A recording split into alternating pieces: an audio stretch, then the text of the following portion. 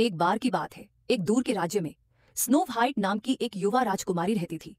वह अपनी दयालुता और सौम्यता के लिए पूरे देश में जानी जाती थी और जो भी उससे मिलता था वह उससे प्यार किए बिना नहीं रह सकता था। स्नो व्हाइट को महल के बगीचे में अपने दिन बिताना बहुत पसंद था, जहां वह रंग बिरंगे फूलों और खुशमिजाज जानवरों से घिरी रहती थी जो उसके मधुर स्वभाव को पसंद करते थे। स्नो व्हाइट की सौतेली माँ रानी सुंदर लेकिन ठंडे दिल की थी।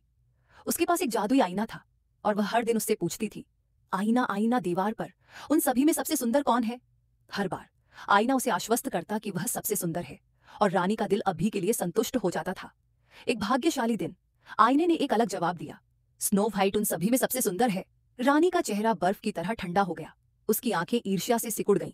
वह यह सोच भी नहीं सकती थी कि कोई और उससे ज्यादा सुंदर हो, खासकर उसकी अपनी सौतेली बेटी। ईर्ष्या से ग्रस्त रानी ने एक क्रूर योजना बनाई।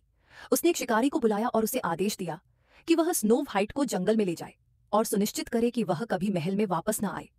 शिकारी हैरान था, वह आज्ञा मानने के अलावा कुछ नहीं कर सकता था। जब शिकारी स्नो व्हाइट को जंगल में ले गया तो वह उसे नुकसान पहुंचाने की हिम्मत नहीं जुटा सका। उसकी मासूमियत और दयालुता ने उसके दिल को छू लिया और उसने उसे दूर भाग जाने और महल में कभी वापस न आने की चेतावनी दी। आभारी स्नो व्हाइट जंगल में भाग गई, अपनी क्रूर सौतेली मां से छिपने की कोशिश कर रही थी।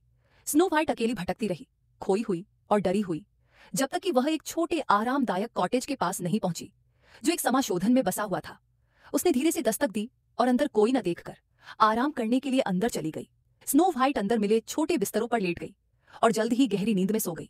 उस शाम कॉटेज के मालिक 7 बौने वापस लौटे और अपने बिस्तरों पर एक छोटी लड़की को सोते हुए देखकर आश्चर्यचकित हो गए।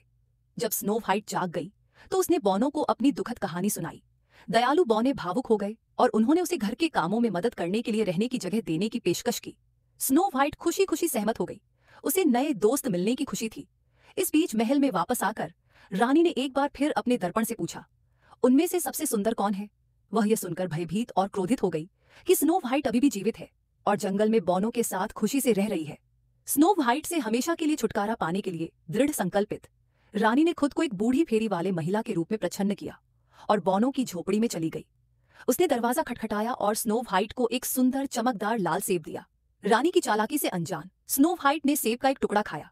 जैसे ही उसने ऐसा किया वह गहरी नींद में सो गई।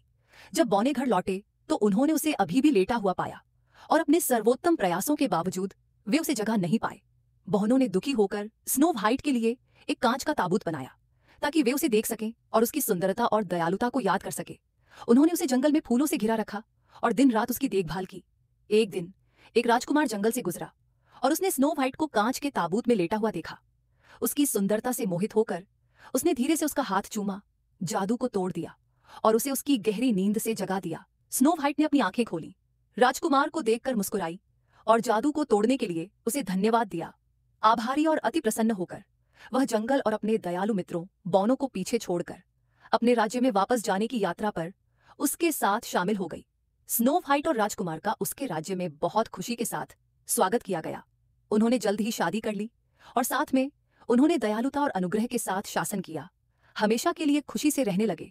बौने जो अपनी आरामदायक झोपड़ी में लौट आए थे जानते थे कि उन्होंने हमेशा के लिए एक दोस्त बना लिया है।